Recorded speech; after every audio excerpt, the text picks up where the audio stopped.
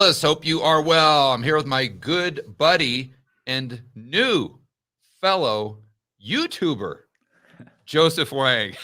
Joseph, welcome to the show, buddy. Tell us about your new YouTube channel. Hey George, it's great to be here. So yeah, I just started a new YouTube channel. It's called Joseph Wang, and I plan on posting some my thoughts on what's happening in the markets and with the Fed on there. So in case you guys are interested in market commentary and what's happening with the Fed, check it out. I only have one video since I just started this yesterday. It's my thoughts on what happened with the Fed meeting yesterday. And actually, Joseph, I don't know if you know this, but I don't think the YouTube algorithm has picked up your channel yet. So Uh, even if you put in Joseph Wang into YouTube, you don't come up, believe it or not. Well, other videos of yours come up, but yeah. not your actual channel. So Josh, do me a favor when we're talking and grab the URL, the specific URL, and copy and paste it into the chat. And then when we get done, copy and paste that into the description and the pinned comment so people can just click the link and then go ahead and subscribe. Okay, so Nice. Joseph, I know the video you did yesterday was on the FOMC decision. So walk us through your thoughts there. We got a 25 basis point hike, which I think was in line with market expectations. But you said the rhetoric from Powell was dovish. Yeah. If you look at what's happening in the markets today and yesterday, it seems like the market took it as very dovish. So yesterday, after the FOMC, well, actually, as Paul was talking, the more he was talking, the higher the stock market went, right? Hmm. The dollar was selling off and bond yields were moving lower. So that's all consistent with a very dovish interpretation. Now, as you noted, George, the Fed hiked rates 25 basis points, and they suggested that they were going to continue to hike the next meeting and maybe after that. But the reason that it was really dovish was that Powell didn't push back against all the implied rate cuts by the market. Mm. So if you look at market pricing, the market thinks that the Fed is going to hike one more time, and then later in the year, it's going to cut rates and pretty aggressively too, cut it by 50 basis points to 0.5%. Now, Powell, and so when the market thinks that the Fed is going to cut rates, then the market is thinking that, we're near the end of the cycle. Money is going to get easy again. And so you can see that mortgage rates have been coming down, the stock market has been rallying, and so forth. So these are all things that are consistent with a loosening of financial conditions, which is how the Fed influences real economic activity, right? So if you think back a year or two ago, Fed was keeping rates low, mortgage rates are around 3%. You had a huge boom in real estate and the stock market, mem stocks, and so forth. And now Paul had the chance today, as yesterday when he was asked about it, to push back against this narrative the market was pushing. Uh, In the past few meetings, he pushed back really aggressively. He would try to talk the market down, but Powell didn't do that this time. In fact, he suggested things that are pretty dovish. So, when asked why the market pricing is so different from what the Fed is thinking, which is to keep rates higher for longer, Paul was saying that maybe the market thinks that inflation is going to come down rapidly, and if inflation does come down rapidly, then it might not be unreasonable to think that rates would also come down. So he was open to adjusting his expectations for interest rate hikes in line with inflation data. And by not talking the market down, he I think the market just kind of took it and ran with it. So you can right. see this tremendous rally here. Now the problem is that the Fed's actions and inactions directly impact future economic data. So by not pushing back against the market's interpretation, he's in a sense loosening financial conditions, Mm. which makes it possible for inflation to come back later on in the year. So you can think about a situation where, let's say, yields continue to decline, mortgage rates continue to decline. You can see reacceleration in the housing sector, for example. And Redfin's CEO has a Twitter thread just a few days ago suggesting that he's seeing activity pick up again. So it seems to be happening. So we could be in a Yeah, scenario and, later in and the to your year. earlier point, the 10-year, Josh just told me is down at like 3.3. Yeah, And prior yeah. to the Fed meeting, I think 3.5. So most likely that will bring mortgage rates down, and which could increase, at least give a tailwind. to nominal home prices. Exactly. So, in And a that sense, just to clear it up for the audience. So that means more aggregate purchasing power, more aggregate demand, which would lead you to believe that we could see some more inflationary pressures due to that increase in aggregate demand from asset prices going up because of his dovish stance, and then the 10-year going down. exactly. I mean, think about the meme stocks or the crypto assets. So, Mhm. when the Fed was easing policy, you, those assets went to the moon, and a lot of people had some extra wealth that they can use to buy stuff. Sales for fancy cars and fancy watches was off the charts. And if you look at what's happening today, you see AMC up significantly, crypto assets, up as well. Yeah. We could be right back where we started, if he doesn't do anything to push back against this. So how do you reconcile that with the fact that month over month, I've been looking at that more intently than I've been looking at year over year? Because if you just look at year over year, we're at 6.5. But if you look at month over month going back to the middle of 2022, it just completely collapsed. And I included this on the whiteboard video today that will be out tomorrow evening. We went from, I believe, 1.3% in June, down to 0% in July. And then later, the next couple months, it got up to about 4, but then it came back down to close to 0 in November. And then December, it was a negative 0.1.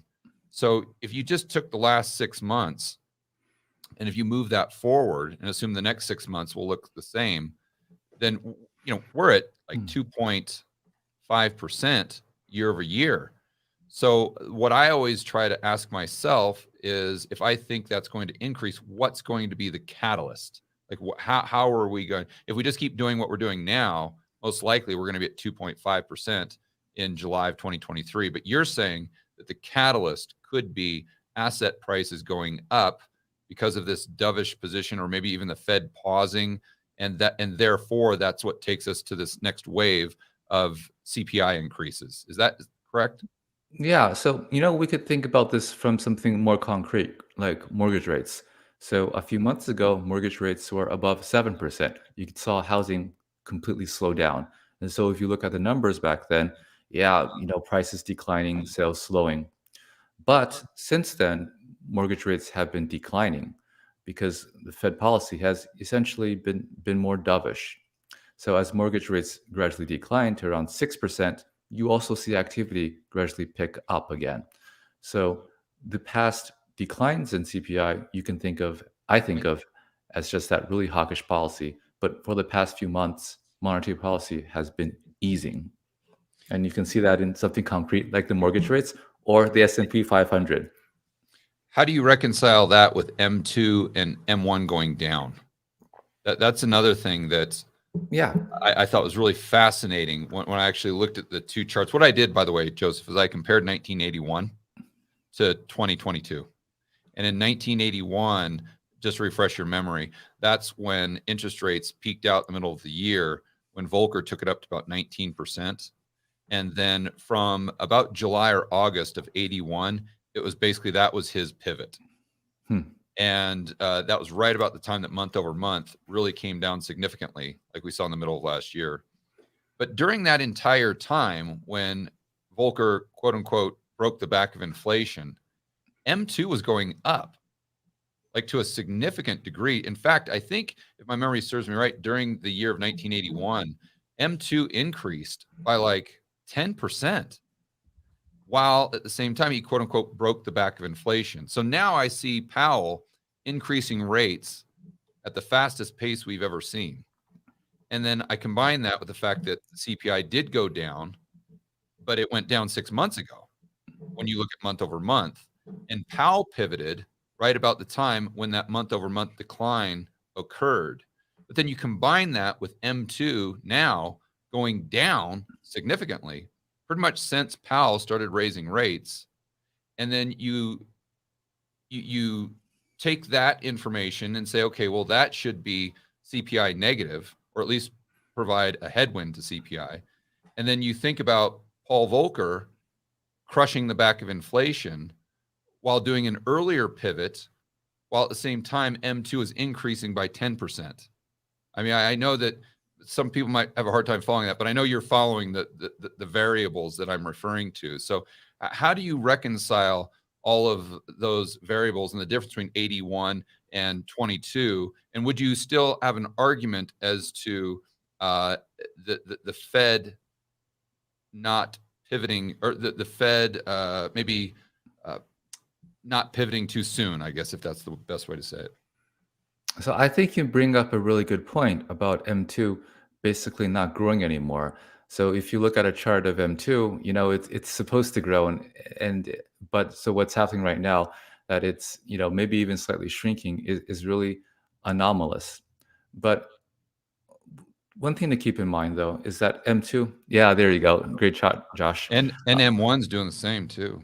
Oh, okay. So the thing about this is that it's largely a reflection of Fed policy. So, George, as you've noted before, when banks create money, right? So when they create money, M2 goes higher. But banks are not the only people that can create M2.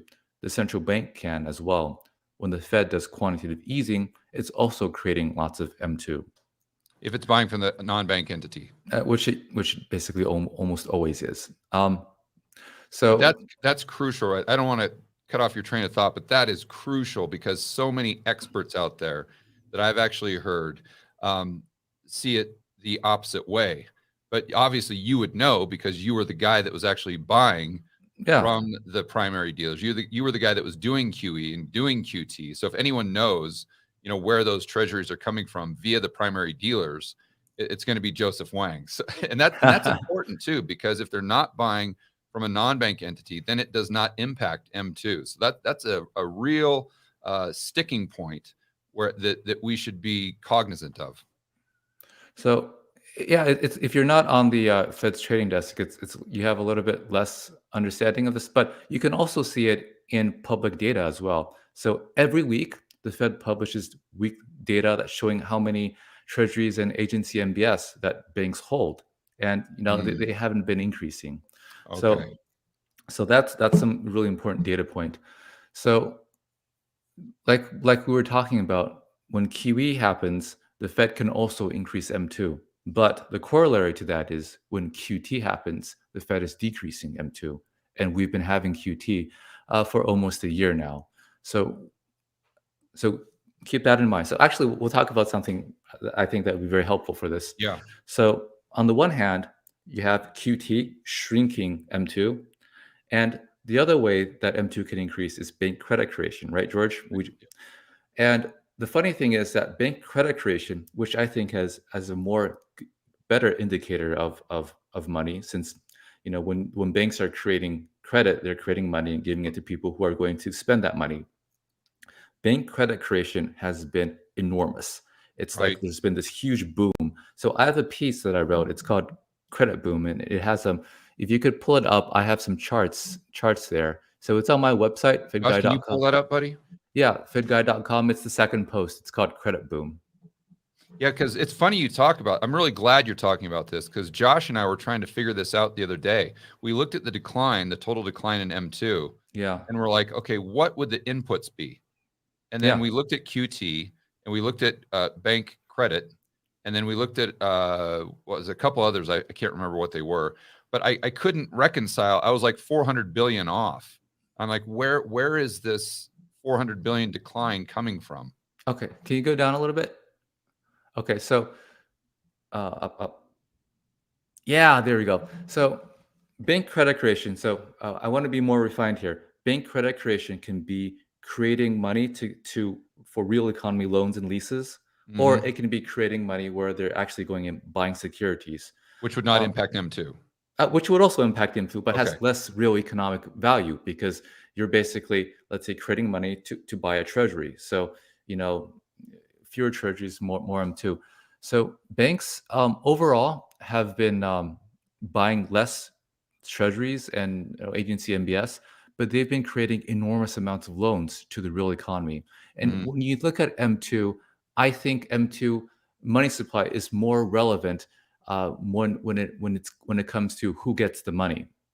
Right. So when you're creating commercial banks, when you're making loans and giving it to real economy people to buy to buy houses or to invest in a business, that's has a lot more real economy impact.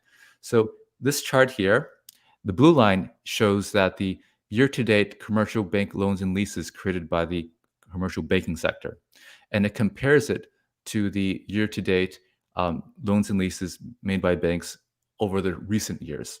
So Right. you can see, usually in the past few years, the commercial banks make about, let's say $400 billion in loans and leases. So just to be clear, this is net of renewals. So it's a total increase in total volumes. Okay. Last year, gangbusters, right? So you can see that it's $1.2 trillion and $1.2 trillion in loans and leases made. So that suggests to me that, a lot of people were borrowing money and a lot of people have a lot more money, which they borrowed and they have to pay back one day. So that's a lot of spending power. And, if you go down to the second chart a little bit lower, I break it down further by the types of loans that are getting. Now, no surprise there's residential real estate, right? So mortgage rates were very low. We had a huge boom in single family homes and multifamily. But it's not just that. It's basically everything. So you got, commercial real estate, people, I imagine a lot of that is multifamily. And as we know, there's a big boom in multifamily construction and commercial C&I and, just consumer loans like credit cards and so forth as well.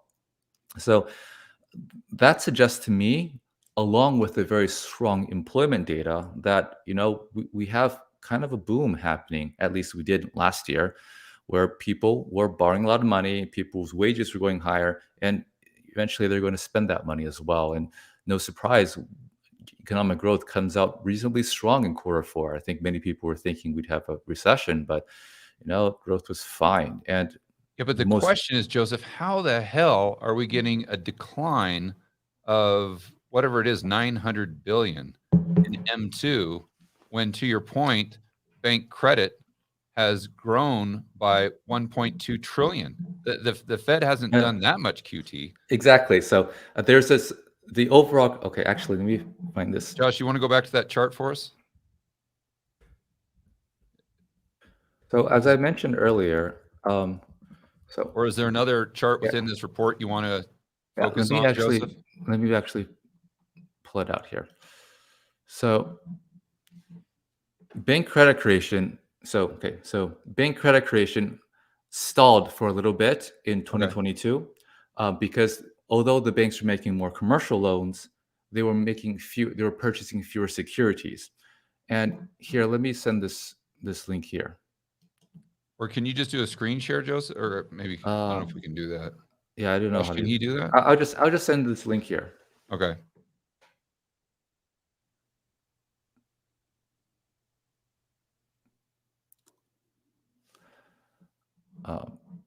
So what I'm showing here is that can you zoom in a little bit? Let's say 1 year or 5 years, whatever is. Yeah, so this is bank credit creation. So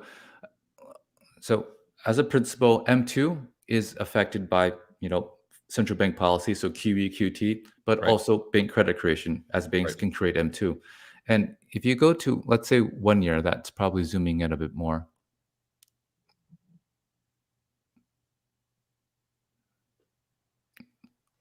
Okay, so what you see here is that, so we have QT in the background, shrinking M2, and we have banks who the past year were buying fewer securities, but making more loans to the real economy. And in net on net, it balanced out so that credit creation was flat. So you had net decline in M2. But recently, we see credit creation picking up a little bit again. So that's kind of how things are pushing. And I think when you look at M2, it's much more useful to look at M2 when it's making loans and leases to the real economy, because that's money that's actually going to be spent. You don't borrow money unless you're actually going to spend it. So that's, I think, very different from, let's say, the bank going out and buying a treasury security. Yeah, it's higher velocity money. Oh, exactly. Higher velocity money. Exactly. But still, how do we get the net decline in M2, even if we have bank credit flatlining. We didn't do enough QT to explain the $900 billion decrease in overall M2, which to my understanding is pretty much unprecedented as Are far as you? that type of decline. What's the in time period you're looking at? I think it was, Josh, can you pull up that chart of M2? It's basically, I've got it up on my board. It would be from April of 2022, Joseph, to, let's see. So just max it out there, Josh. It let January 2022. What's the number there? Or I guess, yeah, right about there. So we're at 21,739 billion. So now to go down to where we are today. So we've got a decline, just of, call it 500 billion. Okay. 500 billion. So I don't know why I was thinking 900, but about 500 billion of a decline. And then, but we've got a 1.2 trillion increase on the bank credit. So there, to get a $500 billion decline, we'd need, a decrease somewhere of 1.7 trillion. Okay, let's do some detective work. Okay, so when money flows, so M2 is basically deposits at a bank, right? So when money flows out of a bank, so it can also go to other places that would not show up in M2. For example, it can go to a money market fund, which then goes into the RP, or See, that was my next question. It can go to the TGA account, or, and this is something that's a bit more in the weeds, but not that. They can also go to the foreign repo pool. So the foreign repo pool is a checking account at the Fed, like the TGA, but instead of for the federal government, it's for foreign central banks. So when I look also, at, just one quick note, what if a U.S. citizen buys an asset from a foreign citizen? Would that decrease M2 as well? No. So because let's say I have $100 and I use that to buy $100 from someone in Japan. Well, then someone in Japan has that $100 deposit in the American bank. No, I'm assuming they don't have an American bank. Oh, well, how do they? The seller would have, Wells Fargo, and then the buyer in Japan would not have a U.S. bank. So, let's see. So I understand your question. Okay. So I have $100. I convert that to yen and give it to the Japanese guy, right? So when I convert that to yen, I'm selling $100 for, let's say, 140 yen. Someone else gets that $100. They have to put it in a bank somewhere because it only exists in a bank. So it just shifts deposits to someone else. Well, to your point, George, it's also possible that perhaps if I go sell my dollars for someone the yen, they take that yen, take the dollars that I sold them and deposit it in a bank abroad. So a euro dollar. That's kind of what I'm trying to say. So that's possible as well. Then it will not show up in M2, but it would still exist as a deposit at a bank outside of the Fed's data source. Right. Because, correct me if I'm wrong, M2 is just domestic, right? Exactly. It's just domestic. Okay. So that's possible. If you wanted data on that, you would have to go to the Bank of International Settlements. It's a lagged data set, so I think it's about 2 quarters lagged. So you wouldn't really be able to figure out if there's a and the big bottom shift line there. is probably not happening to the degree to which would explain a decrease in M2 against an increase of bank lending. Yeah. So it's probably not going to be move the needle. I don't think so, because when I look at the data set, it's not changing all that much. But something could have happened in the past 2 quarters that I'm not aware of. But maybe I'll write a post about this. It is an interesting detective question as to where the M2 is vanishing. Yeah, but you touched on something that I was going to ask you, Joseph, and I was trying to think through this myself.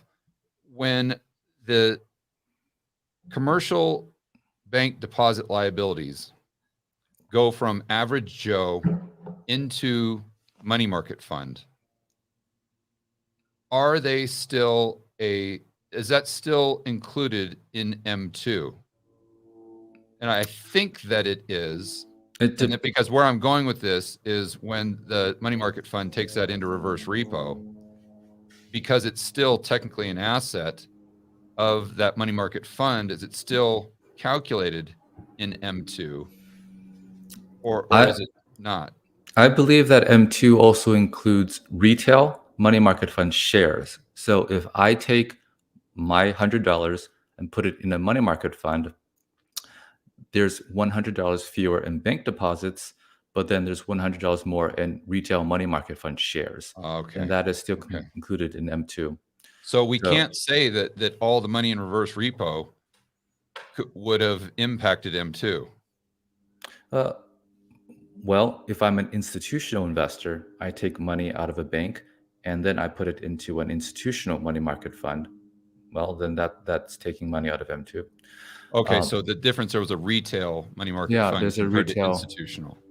Got it. Oh, another way, if let's say no one takes money out of the bank and into a money market fund, okay, but the money market fund complex, let's say initially it was investing in a CD to a big bank, okay, a CD would be a deposit, it would count for M2, but it doesn't want to do the CD anymore. It does that and instead invests in the reverse repo facility.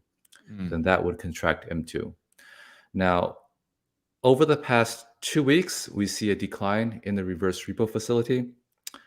However, I think year over year, I don't think there's I think depending on your time frame, you won't really see much of a decline. So that's why I was asking what the time frame you're looking at for the And decline then M2. TGA is another thing that would dramatically impact it. If they were just collecting all these taxes and weren't spending anything, and the Yeah, TGA was being run up, then you would assume that M2 there'd be downward pressure on M2.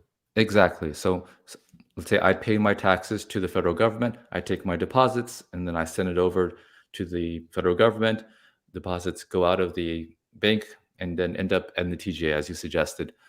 You know, going forward, you know, if there's a debt ceiling issue, usually what you see is the TGA run down to close to zero, and all that money goes back to the banking sector. So you could see a boost in M2, in the coming months from that source. I think there's still 300 billion or so in the Yeah, I think TGA Lynn account. was talking about the debt ceiling issue, Okay. Well, if potentially even increasing liquidity from a standpoint of drawing down the TGA.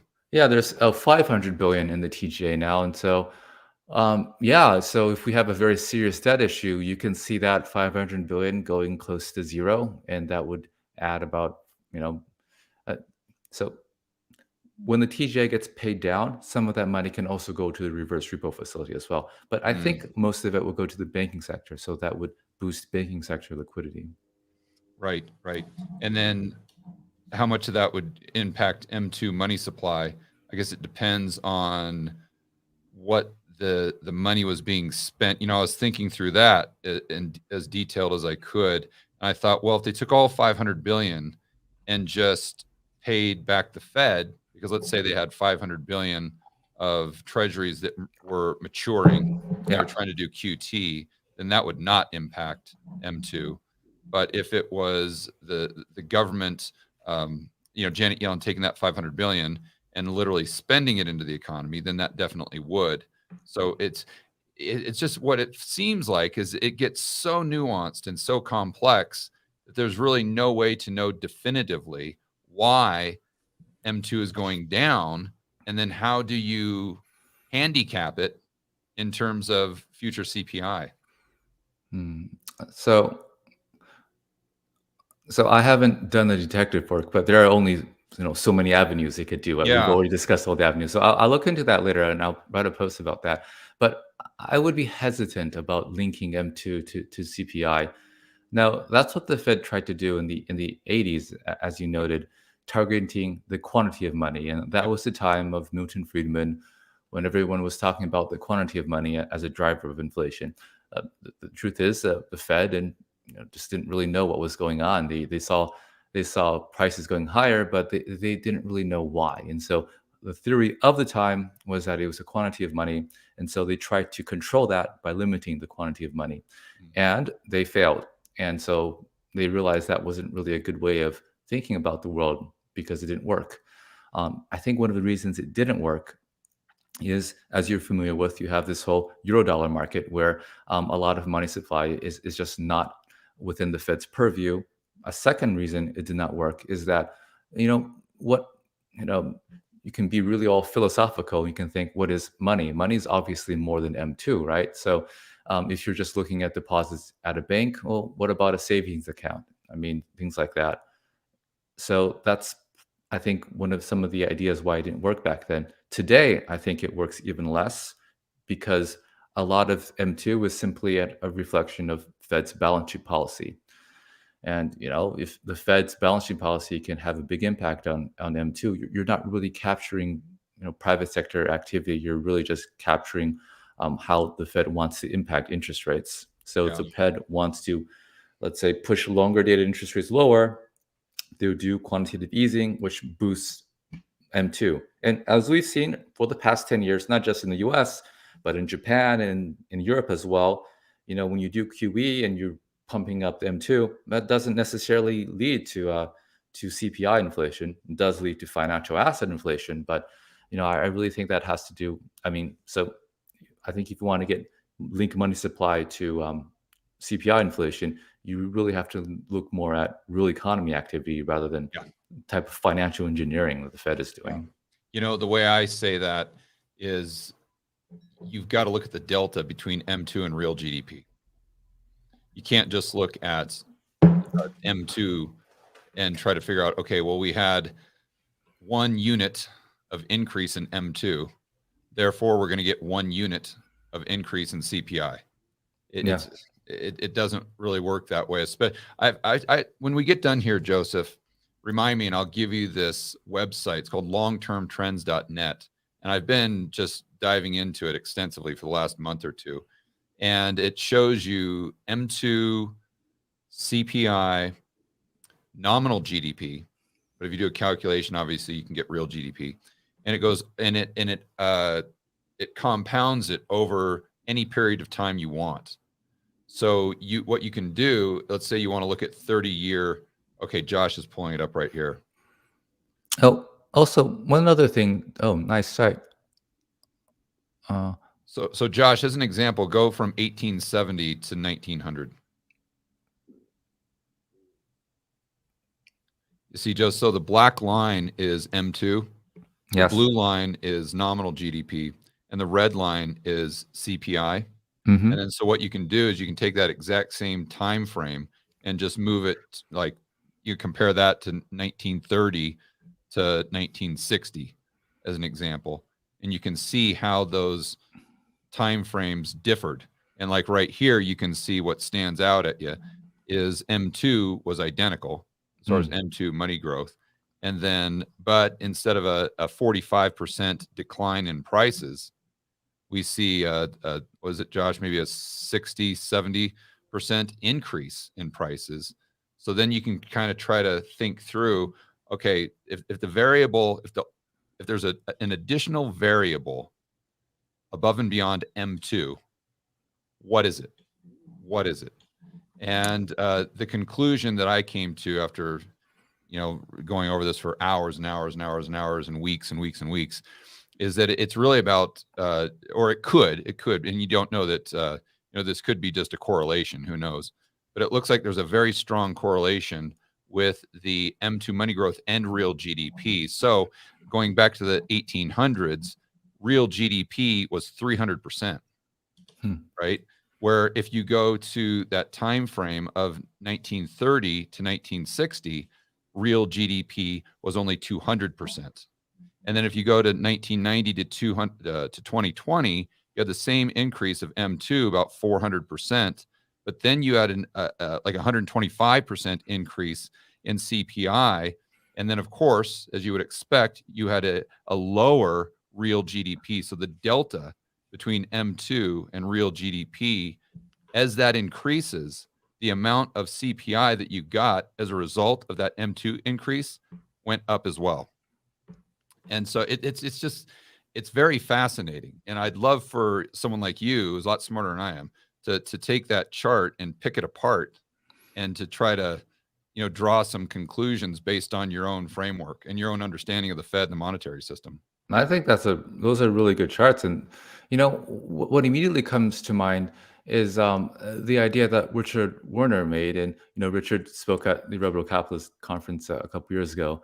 He does great work on this, and one of the things that he talks about is, you know, when you have money, you can spend it on things that impact real GDP, like goods and services. Like if I spend it on let's say going to a restaurant, or I could spend it on things that are financial assets. Right. So when you have a lot of money, how it maps into GDP depends on what it's spent on. Mm, And I think one of the differences between what happened the past 2 years is who had that money.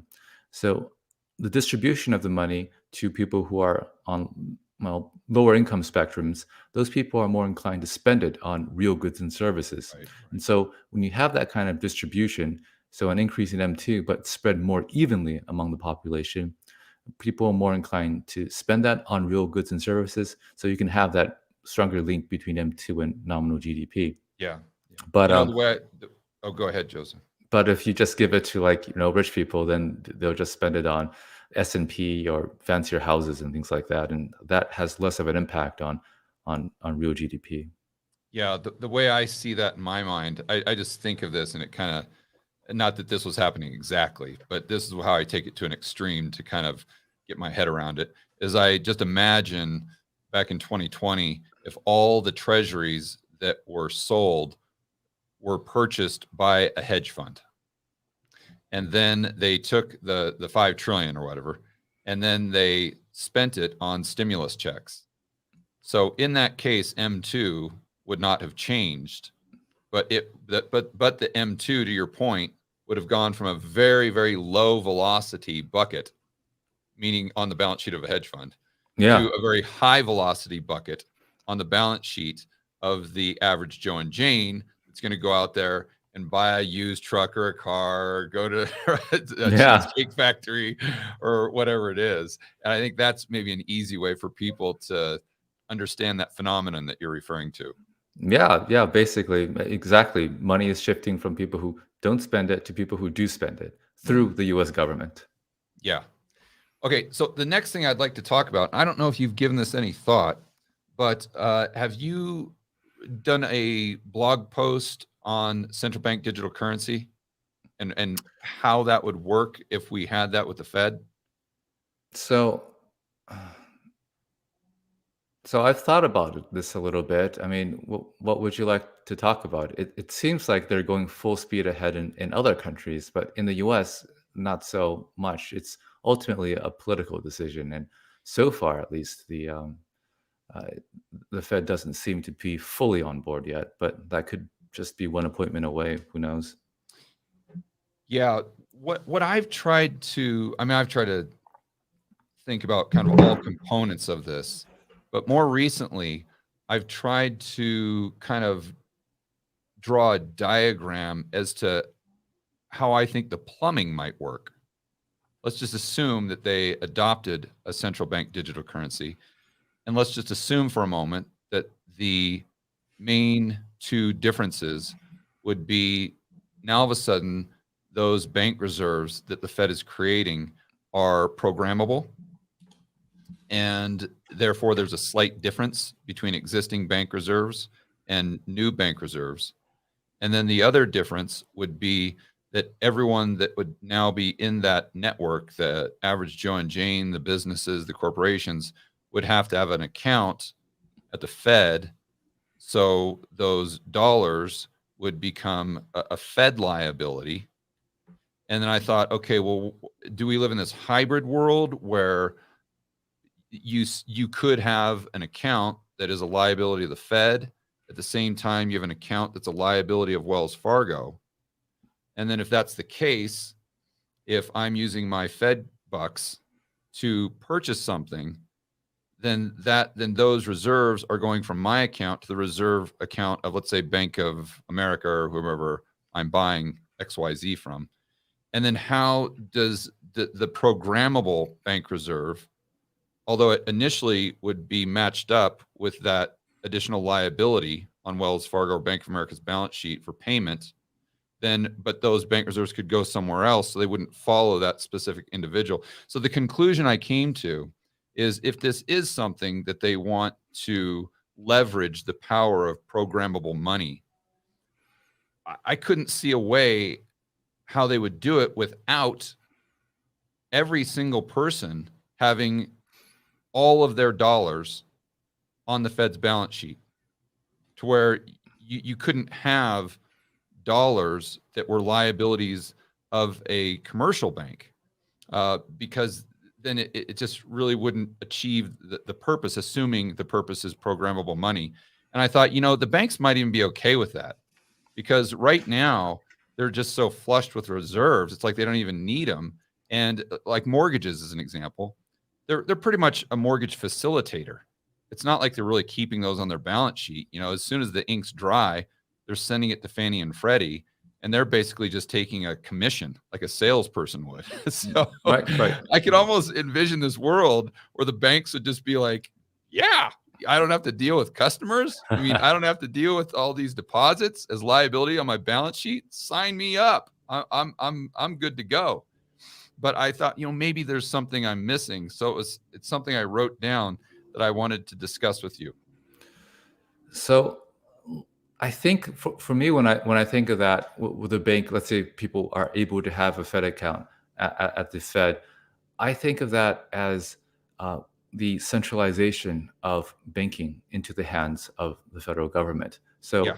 just taking a step back. So when I get a loan from a bank, the bank looks at my credit and decides whether to give me a loan, and then the bank creates that money, right? It just digitally wires it into my account at the bank. It creates it out of thin air.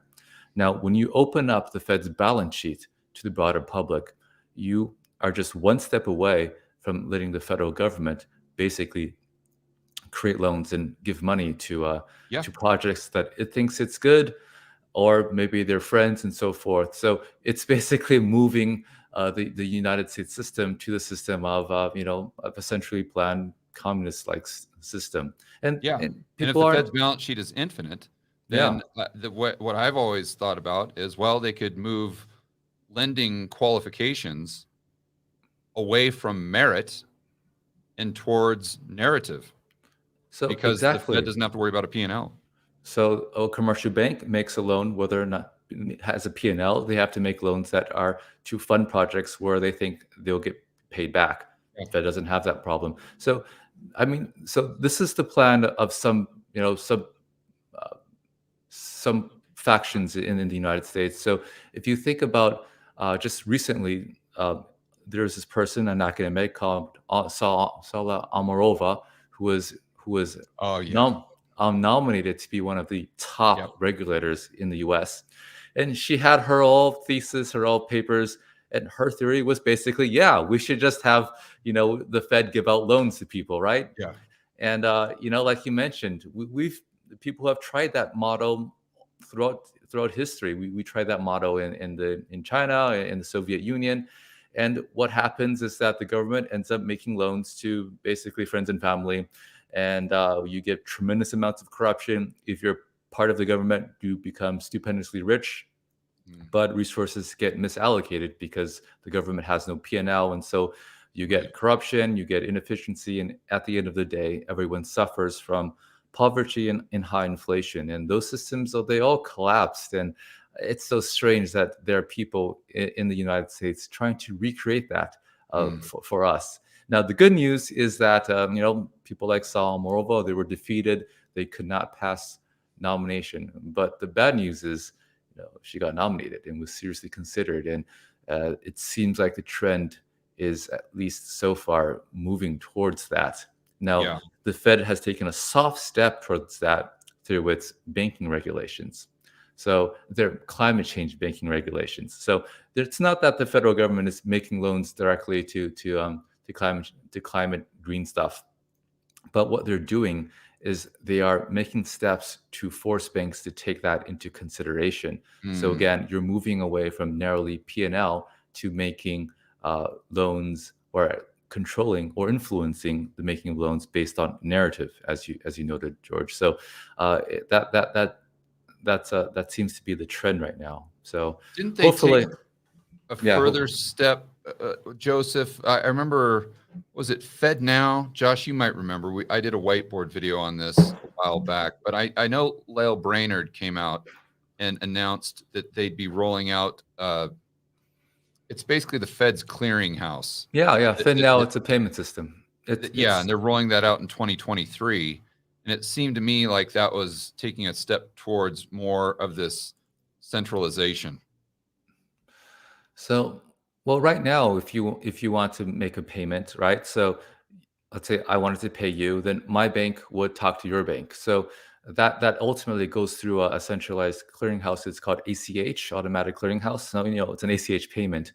I think FedNow is an effort to improve upon that so that payments will be faster. So maybe it can be the speed of Venmo, so to speak. Um, so To it me, it does seems seem like they're trying to replace chips. Chips is a different settlement system. It's more for foreign banks.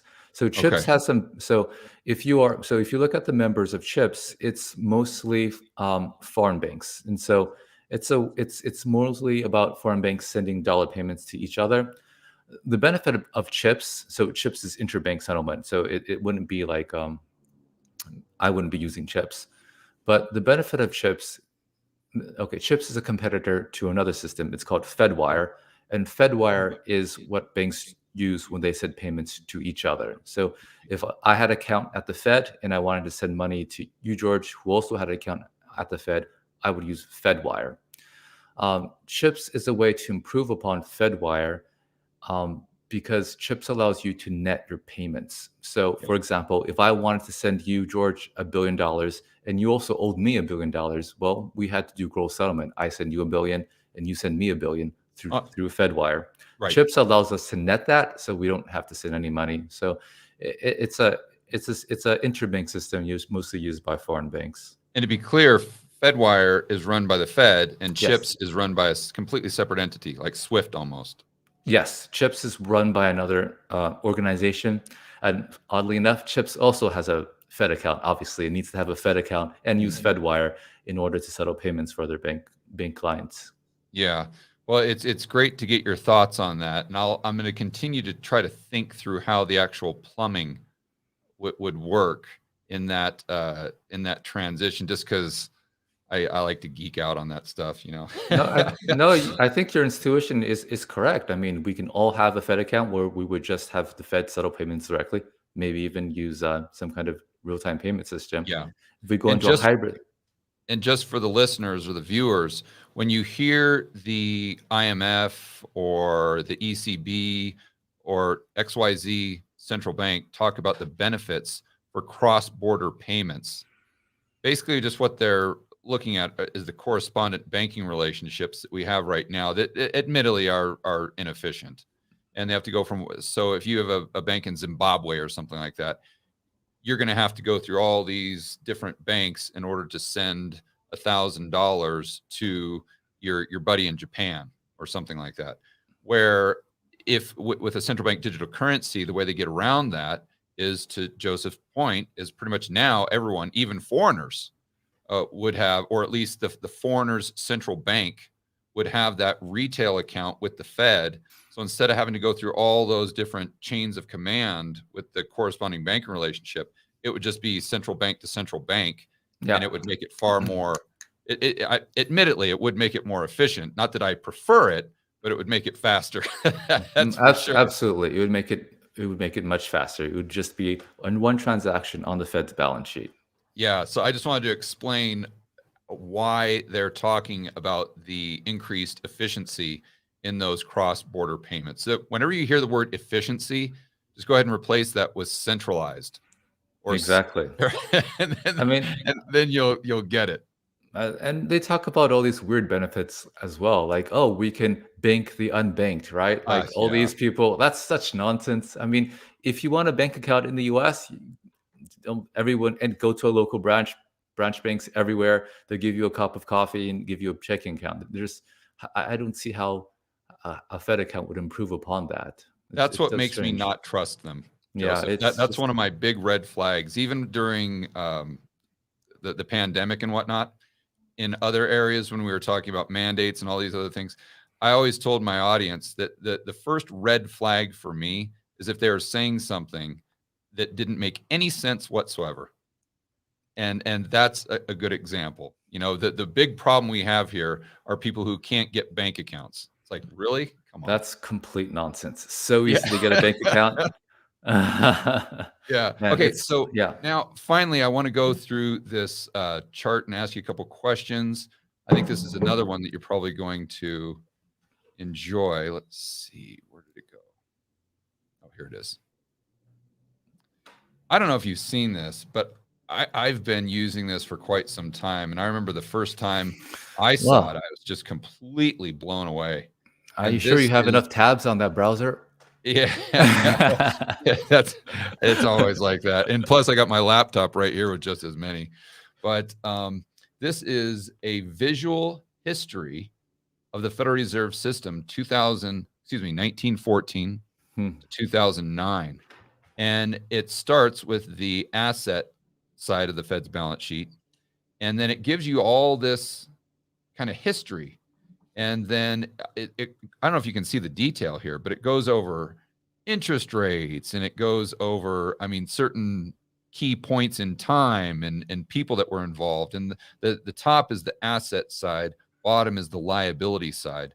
So you can see their main asset was gold. And this was 1915 to 1936. And the pink, bank reserves, the green, currency in circulation. So the first thing I wanted to ask you is, right in, call it 1961 or so, we see the bank reserves as roughly 20 billion. And here's the 20 billion right here. And you can see the Fed's entire balance sheet back then was about, call it 55 billion. But then we see this dramatic increase from the currency in circulation, which, correct me if I'm wrong, but this is basically the banks telling the Federal Reserve, hey, we need more cash. Not that they themselves need more cash, but they need more cash because their customers, their depositors, are saying, hey, I want to pull out $10,000 in green pieces of paper. And they don't have enough vault cash in aggregate total. So they're going to the Fed and saying, hey, we're going to go ahead and sell you a treasury for you to literally print us the money, because the printed currency units are then a liability of the Federal Reserve, and therefore they need an asset to offset the liability. It's a conversion, actually. So Yeah. it takes reserves out of the banking system and turns it into currency. So if I go to my bank and I want $10 billion in currency and the bank doesn't have enough vault cash, what they do is they call the Fed and they give the Fed $10 billion in reserves, and the Fed gives them $10 billion in currency, and then the bank gives me the currency. So on the Fed's balance sheet, it would look, the liability side would be a decrease in reserves, increase in currency. Right. So, but during this time frame, we see that reserves stay pretty level, but the amount of currency in circulation increases substantially, along with, and by the way, this blue, Joseph, are treasuries. So if that's the case, then the Fed would have to add reserves into the system, and the Fed adds reserves by, buying treasuries. So I guess your logic is correct. Just one more step there. Yeah. So the main thing that I was trying to, my assumption, let me back up, is the increase in currency in circulation did not impact the balance sheet capacity of the commercial banking system in aggregate total, because it's just, and it's not even increasing M2, because all you're doing at the end of the day is replacing a commercial bank deposit with green pieces of paper. Exactly. So it's Yes. not even on the balance sheet of the commercial banks, right? So when I go to my bank ATM and take money out, I don't have a bank deposit anymore. I have currency, so it moves money out of the banking system. Yeah. That's what I was assuming. I just wanted to get your professional opinion on that. The thing that blows me away looking at this is in, call it 1953 or so, Yeah. we had 23 billion roughly in total bank reserves. And I don't know if they calculated it the same back then, but I know now vault cash is included in the bank reserve total. So in 1953, I would assume M2 money supply was, I mean, I'm guessing sub 1 trillion. It had to have been, because I know in 1980 it was 1.5 trillion. And then we fast forward from 1953 to 2007, and the bank reserves went from, call it 20 billion to 40 billion. But yet M2 went from, who knows, 500 billion to 21 trillion. How is this possible, Joseph? Sounds like massive loan creation. So the increase in M2 is backed by a loan asset. Right, but everyone's going to tell you that the Fed controls bank lending based on the amount of bank reserves that they have in the system, because this adds to balance sheet capacity with, let's say, a 10% reserve requirement. But if that was true, then how could M2 just go like this while the bank reserves pretty much flatline? It just, What if the banks are buying more securities, buying treasuries, or buying stuff like that? Also, I think it's helpful to think about this in another way. So the reserve back then, if you had binding reserve ratios, you had different types of liabilities, had different reserve requirements. So, for example, if you had so the whole point of having a reserve requirement is to make sure you have enough cash on hand to meet, let's say, if your depositors come and withdraw money. Right. So, some liabilities are more runnable. For example, maybe say an overnight loan, but you could also have deposits that are, let's say, 3-month CDs or 1-year CDs, and those have very low reserve ratios because your money is locked up for a period of time. So the composition changes as well. And correct me if I'm wrong, but like in the 90s, they started doing sweep accounts. Yeah, right? sweep accounts. Where they're like, oh, well, it's a deposit, but if it's not a deposit from 5 p.m. to 5 a.m., then it doesn't really count here, and just kind of, we'll sweep that under the rug. I remember reading a blog post from the Federal Reserve in 2002 saying that reserve requirements were pretty much a moot issue. Like, they didn't even matter anymore, because the banks got around that through those sweep accounts, to the point where, yes, they were backing up the deposits during the day, but it just, in the spirit of the law, they were completely ignoring it. There was so many holes, and like the Eurodollar system is one reason why. So let's say you have deposits at New York. Okay, I withdraw them and deposit them in London. Well, London is outside of the US, and you don't have reserve ratios, and that London branch sends money right back to New York, and then it's an interbank thing, and it's fine as well. So yeah, it was very porous, as you noted, George, and they just got around that. It wasn't really a big deal.